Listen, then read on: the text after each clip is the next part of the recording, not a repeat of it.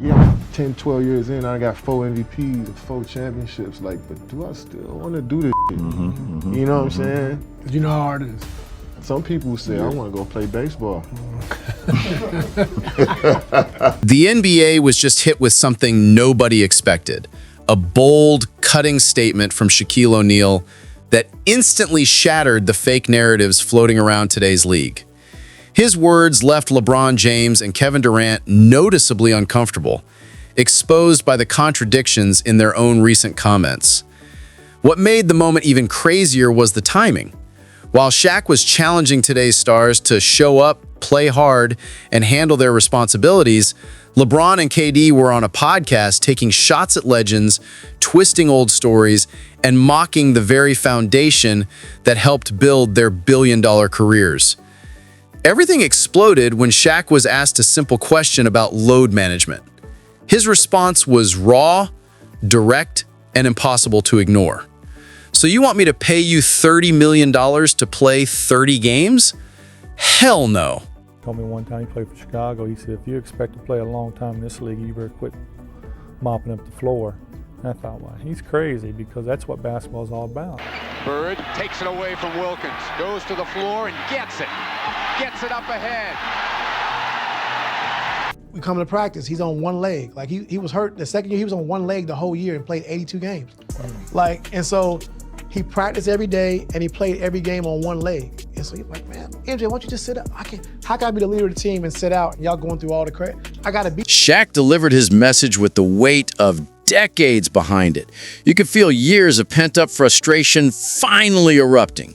He didn't hold back, immediately pointing to the true giants who built the foundation of the NBA. He mentioned Jerry West, who pushed through injuries that would sideline today's players for weeks, and Kareem Abdul-Jabbar, who endured grueling seasons with equipment and training tools that look ancient compared to what players have now. Shaq highlighted how Magic Johnson and Larry Bird sacrificed their bodies every night while earning salaries that some modern bench players make without breaking a sweat. These legends built the global empire the NBA has become. They created the machine that now hands out life-changing money for a single season, money far greater than what entire careers earned in their era. So when someone asked Shaq if maybe today's season has too many games, he shut it down immediately. Nope. If we had to do it, they have to do it. That line hit harder than a prime Shaq dunk. His message was clear. Stop acting like playing a few nights a week while earning generational wealth is some unbearable hardship. The older generation faced real physical battles, limited medical care, exhausting travel, cramped planes, and paychecks that wouldn't even buy one of today's luxury cars.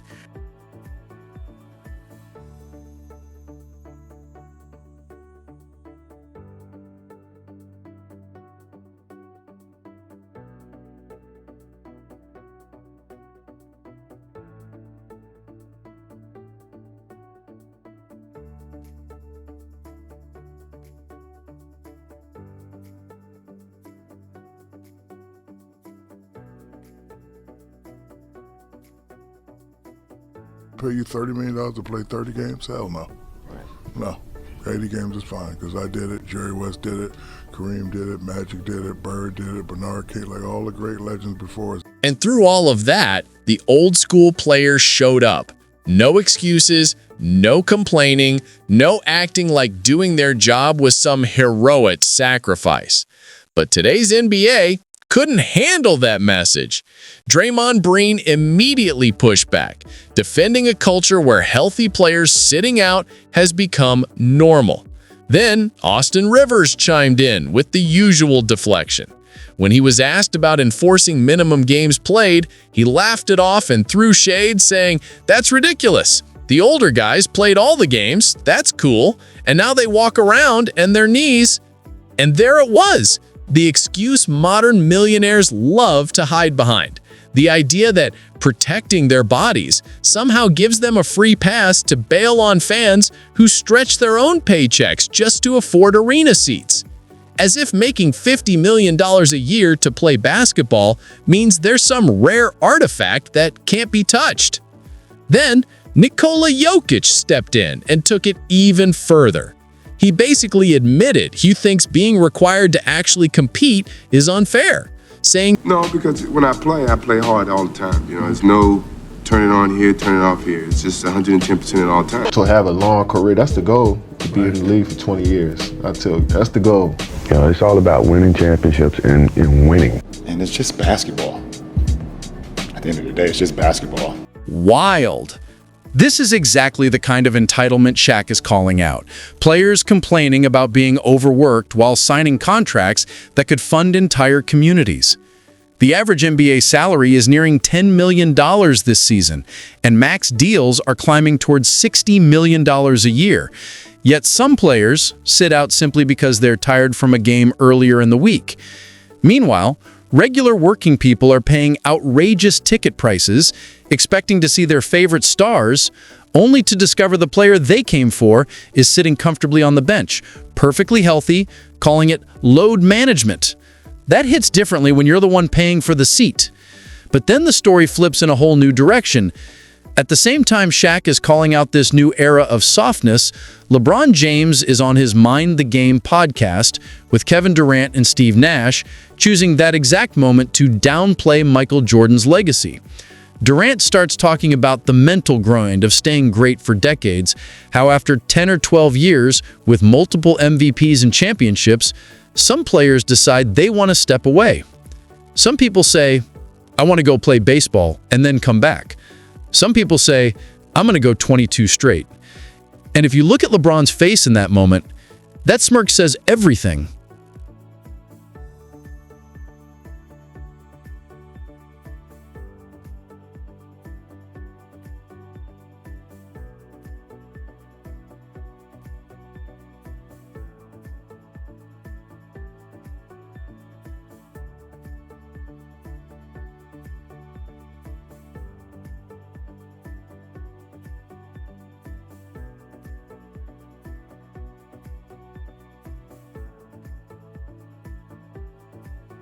That's so much in our sport, and why it's the A-all, B-all of everything. Like you mentioned a little bit about today's game, because we had Club on here and he talked about load management. He said, I don't know what the hell that is. Where is it going? And that's number one. And number two, how do we get it back? Even for me, I love the NBA game, but then I turn on to a game, right? And then the stars are not playing because of load management. It's hurting the game. That little laugh, that quick glance, they weren't hiding anything. They were clearly comparing Jordan's baseball break to LeBron grinding nonstop, trying to make longevity sound more important than peak dominance. Then LeBron drops the line that exposes the entire agenda. It's just basketball at the end of the day. That one sentence shows exactly how he wants the narrative shaped, as if greatness should be measured by who lasts the longest instead of who ruled the hardest. It's just basketball. Think about how bold that sounds coming from him. This is a guy who went from an Akron kid to a global billionaire because of this sport.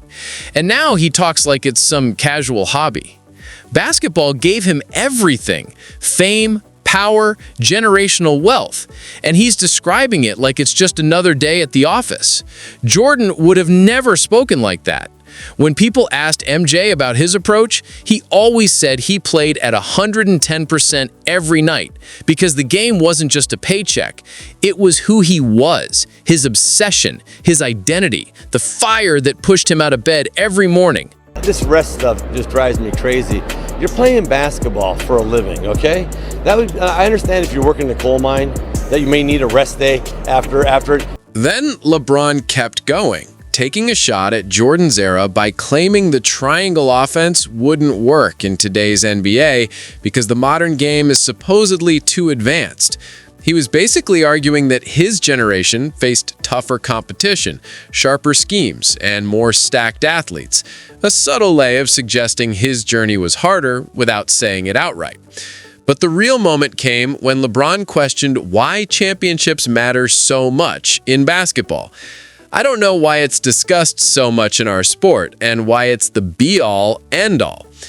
Hearing that from the same guy who formed super teams in Miami, recruited stars back to Cleveland, and then moved to Los Angeles when things got rough is interesting. Why downplay rings now? Simple. He knows he's not catching Jordan's 6, so he's trying to shift the scoreboard toward longevity and counting stats, instead of the one metric that defines greatness, winning when it matters most. Larry Bird once told a story that shows how different the mindset used to be. Artis Gilmore advised him, if you want to last in the league, stop diving for every loose ball. Bird thought he was crazy because hustling for every possession was the entire point. To play, we saw what happened with the drill, but it's something that probably league wants to, I don't know. Bird understood something Durant and LeBron don't seem to grasp. The game was never about preserving your body for year 20. It was about emptying the tank every single night and sacrificing everything for the win. That mindset is why Bird only played 13 seasons and why Jordan logged 13 full ones. They burned themselves out chasing championships, not comfort, not brand deals, and not perfectly curated longevity. Meanwhile, LeBron recently hinted he's already thinking about load management, saying that playing all 82 games is a goal, but adding, "We'll see," already laying the foundation to skip games while perfectly capable of suiting up. Jordan never talked like that. He viewed the NBA through a completely different lens. Basketball was your job for 3 hours a day, and the other 21 were for getting ready to do it again. He understood what today's stars avoid admitting. Playing in the NBA is a privilege, not a burden that requires endless breaks. You're paid millions to compete, not to sit whenever you feel a little tired. Jordan lived by a standard modern players rarely touch. He'd say fans worked hard to afford tickets, and he wanted to impress the man in the top row who probably spent money he couldn't spare just to watch him play. He even cared about critics. When asked if booing bothered him, he said, "Absolutely. I know he's yelling at me. I want to shut him up with my performance." Tracy McGrady, even from a more recent era, understood that same code of respecting competition, saying he'd never sit out when Kobe, AI, Paul Pierce, or Vince came in.